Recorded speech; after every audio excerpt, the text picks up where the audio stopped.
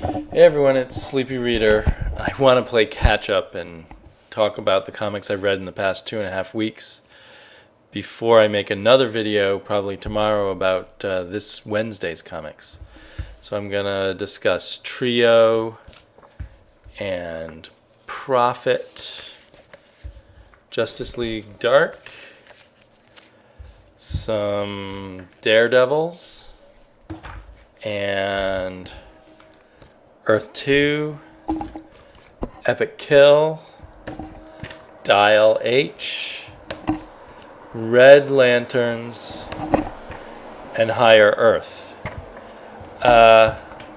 Also, before I go much further, I realized that one person that whose reviews I've been watching a lot, who maybe doesn't get as many viewers so far as he should, someone who I highly recommend, is Patrick Markfort. So I'll put a link to his channel down below.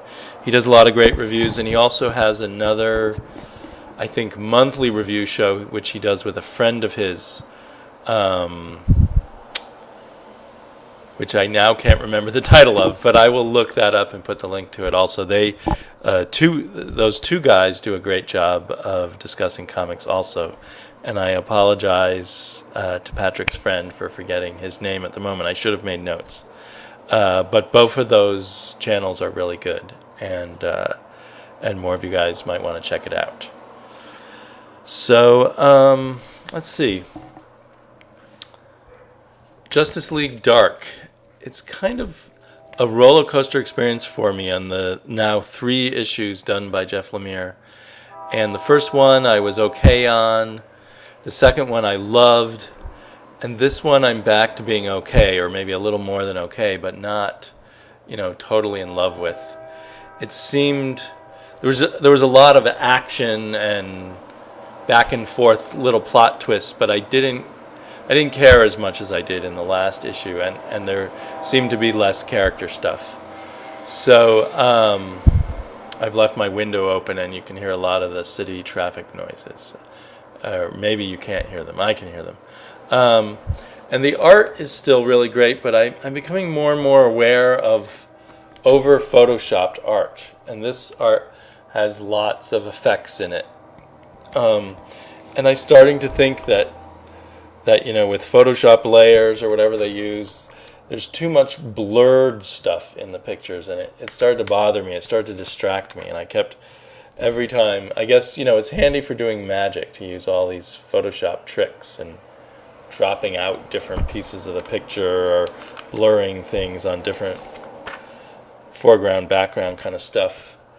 But it became a distraction. And so anyway, it was a pretty good issue, but it could have been a lot better, I think, or it could have grabbed me a little more. But it still leaves me wanting to see what the next twist is. There's a clever twist at the end. I'm starting to think Jeff Lemire is not like someone that I am guaranteed to like everything he does, but kind of on and off. Sometimes really into it, sometimes I'm less into it. Trio, which is this newish, this is the 3rd issue of Trio, John Byrne's series. Poet Skinny already reviewed this and said what I should probably say better than I would be able to. But basically, this issue was good. The last issue definitely felt like treading water, and I was a little unsure whether I was going to stick with it. But this issue, the art is really great, and a whole bunch of new sort of villains and plot elements are introduced. And the one flaw, as already said very well by Poet Skinny, is the heroes themselves just keep getting their asses kicked. And there's no sign that they have any ability to beat any of these villains or come anywhere close. And we keep adding on more villains. But I can't wait to see what Byrne is going to do with all the villains. It's becoming like Jack Kirby-esque characters versus Godzilla-like characters, if that makes sense. Or maybe the Jack Kirby monsters from the superhero era of Marvel. But it's a lot of fun. It's too bad it's not $3.99. If it were $2.99. It's too bad it is $3.99. For $2.99, I would just automatically be picking it up. These $3.99 issues, every time I pick one up, I'm like, should I keep buying this? So, but this was a good issue, and I'm gonna stick with it for now. It's an independent. It's John Byrne. I want to give it a shot. And the art is, he's getting into a groove, I think. And at the very end, introduces a very cool looking villain. It reminds me a bit of one of the villains in Godland, in fact. But anyway, cool stuff in Trio. And then I've been wanting to buy more independents, and as everyone notices, Image is really hot right now, and I like science fiction a lot, and a lot of what's coming out from Image and others is science fictional. And one that I hadn't really looked at before is Prophet. And I decided just to pick up the current issue 27. Now what's confusing about this is this story actually starts with issue 21. And I think before that, and I never heard of it, Prophet was some like old Rob Liefeld character, and they revived him in this kind of far future science fiction. And it's very, European, French, Mobius, and some other artists seem to come to mind when I'm looking at it. Prophet is this old man coming back from the wars, and he's trying to find his way home through this kind of biological reef floating in space with different pods and different planets and different sentient species. There's a sentient kind of tree root species. You can see that character right there that he's talking to. But it was hard for me to understand this. I read about half of it and then went back to the beginning, and then I understood what was going on.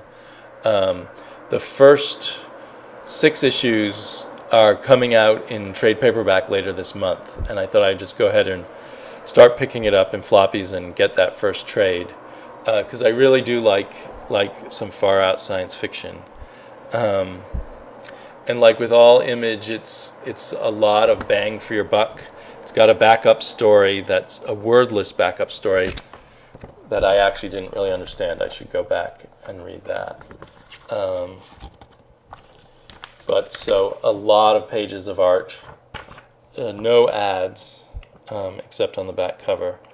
So if you like really weird, far out science fiction and are willing to work a little harder to figure out what's going on, I think Prophet might be a good one for you. I got some of my magazines that I brought with me on my trip, unfortunately, got bent up. And that's a bit of a drag.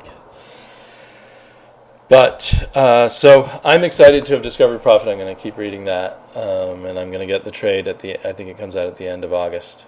So that's really cool. Speaking of trades, I haven't been keeping up with Daredevil, the Mark Waid. I've been listening to everyone rave about it. So I picked up the first trade, and it was quite good. I found it a little uneven. I really liked the sort of second half, the second sequence that involves Claw, the guy with the sonic powers. That was really cool.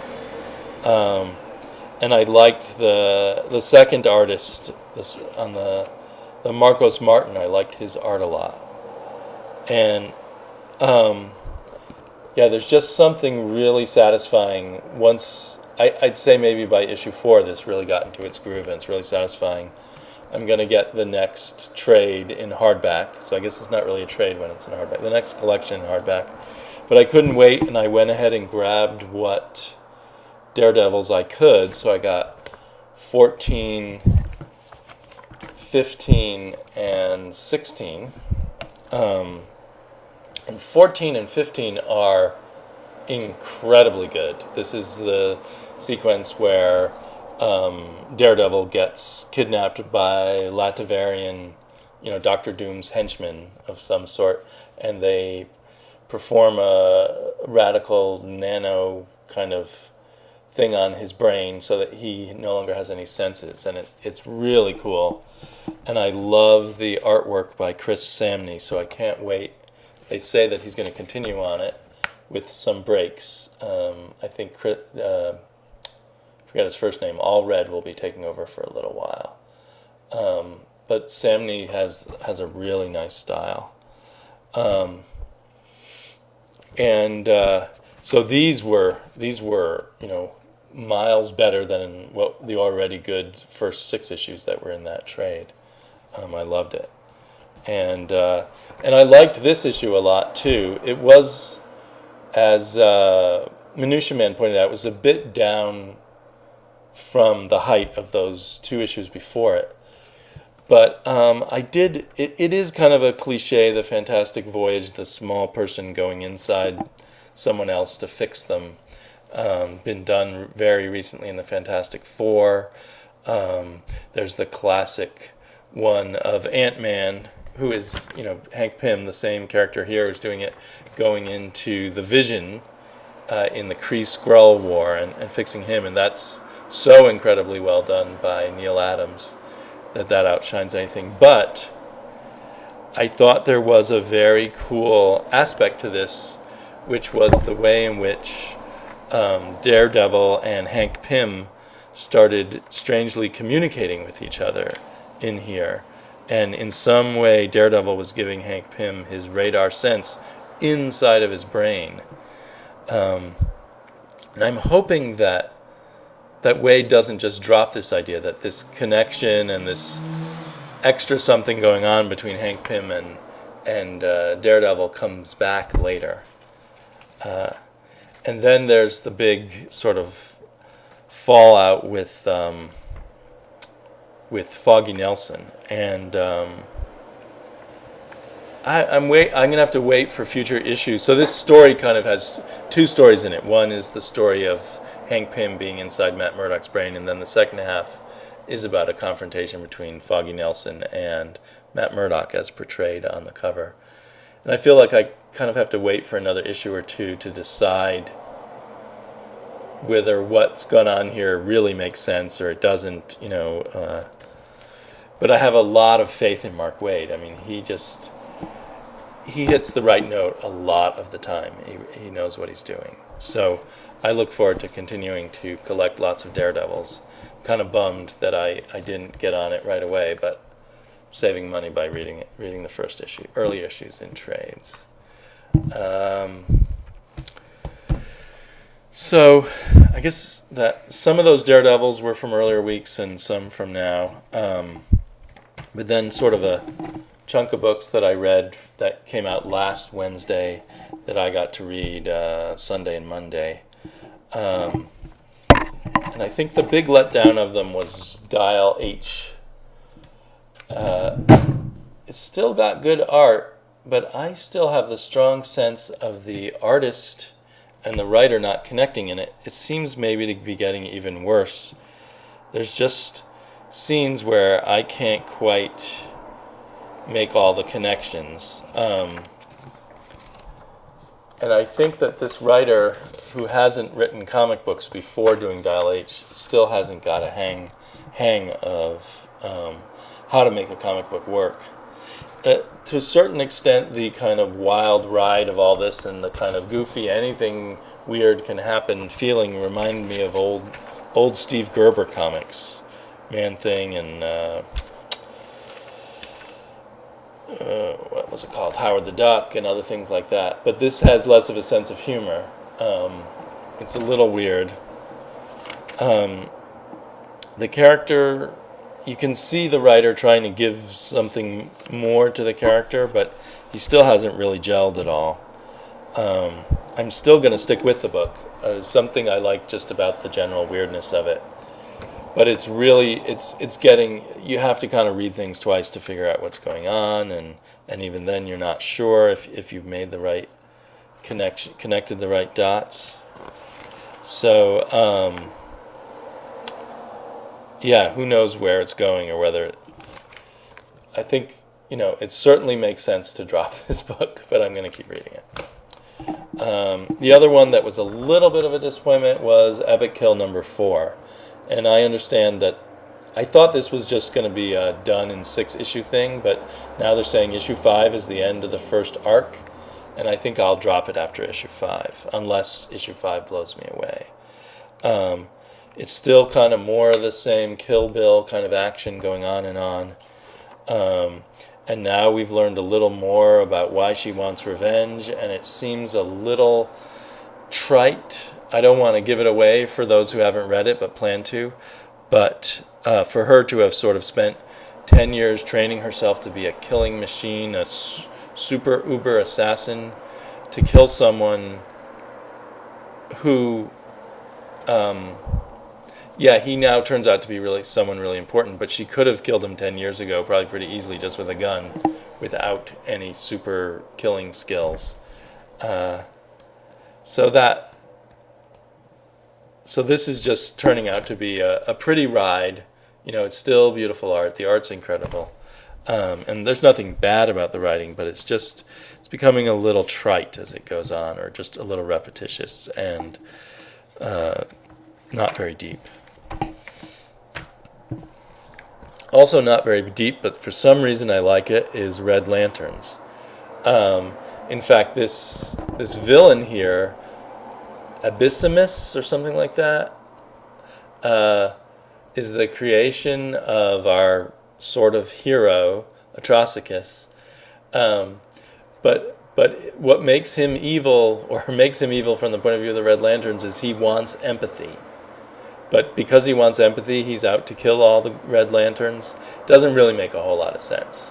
But somehow it's just a lot of fun.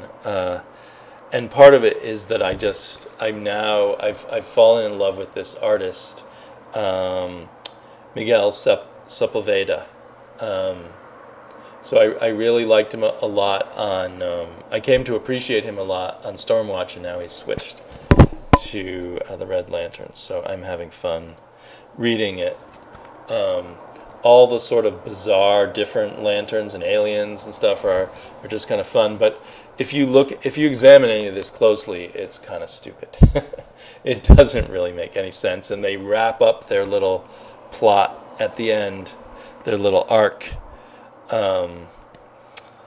just in time for issue 0, but it doesn't really hold water if you think about it. But it's just the kind of book you don't think about. I guess the kind of book people sometimes call a guilty pleasure.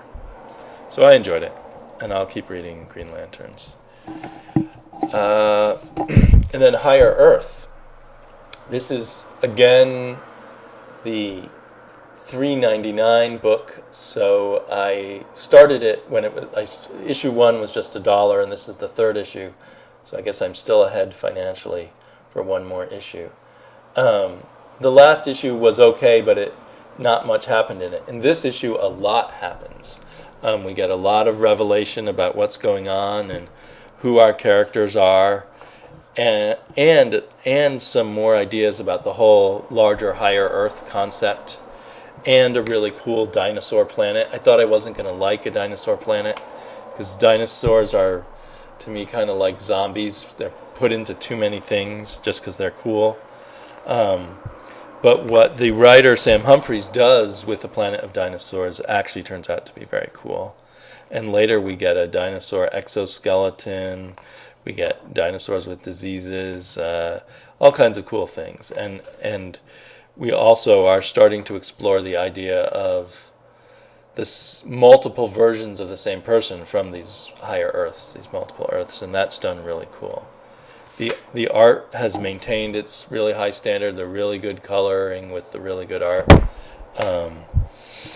So the colorist here, Andrew Crossley, deserves a lot of credit, and the artist Francisco Biagini. So if you like science fiction and you're willing to put out the dough, I say keep going with Higher Earth. This is really good. And speaking of Earth 2 rocked. I think of last week, this would be my pick of the week. We were introduced to yet another superhero who turns out to be the Atom of this world. but he reminds me more of a Hank Pym kind of character. He can grow big and small. Seems like he may have some other powers too. And we get to continue, but we get good character beats from all our characters: the Green Lantern, the Hawk Girl, the Flash, and this new character, the Atom. And we get a great fight with our representative of the Rot, Solomon Grundy. Everything about this issue was great. The art is incredibly good. Nicola Scott just keeps getting better. I was just amazed at how good it was. She is now like my favorite superhero artist, I'd say, that I can think of right at the moment. So I just love this issue. I think when I find time, I want to go back and I just want to read the first 4 issues all over again. If you were on the fence about Earth 2, give issue 4 a chance, because it really rocks. A lot of people ask me questions in the comments about my vacation. I didn't think it would be that interesting, but just for anybody who was curious, I flew with my immediate family, my wife and daughter, flew from Oregon on the west coast of the United States all the way to Maine on the east coast of the United States. Maine, for perhaps some of you who are out of the United States, is the northernmost state on the East Coast, and it was a long trip. I kind of did a little Google comparison, and it would be as if you were flying from London to Baghdad. It's about the same distance there. And then when you arrived in Baghdad, you rented a car and drove another 2 hours. That was what our trip was like. But in the U.S., you're still in the U.S. There's Walmart. There's all the same Barnes and Noble, same stores. Although Maine's a little different from Oregon. But and then we stayed at a cabin with my brothers and sisters and their children and my parents, and played in the water and paddled around in kayaks and sailboats and just hung out with family. And as I mentioned before, I ended up in a lot of discussions about superheroes with my nephews and nieces. My sister flies all the way from England to Maine, and she has 3 kids, so they live in England. But most of what they know from superheroes, I think, is from graphic novels that I've given them over the years, and perhaps they bought a few more based on that. But it was funny to think they don't think that comics are still ongoing. But I covered that before. So anyway, I will come back tomorrow night, I hope, or maybe the night after, with my thoughts on this week's comics. I got quite a large chunk of them. And I'm looking forward to all of your reviews and other videos. Talk to you later.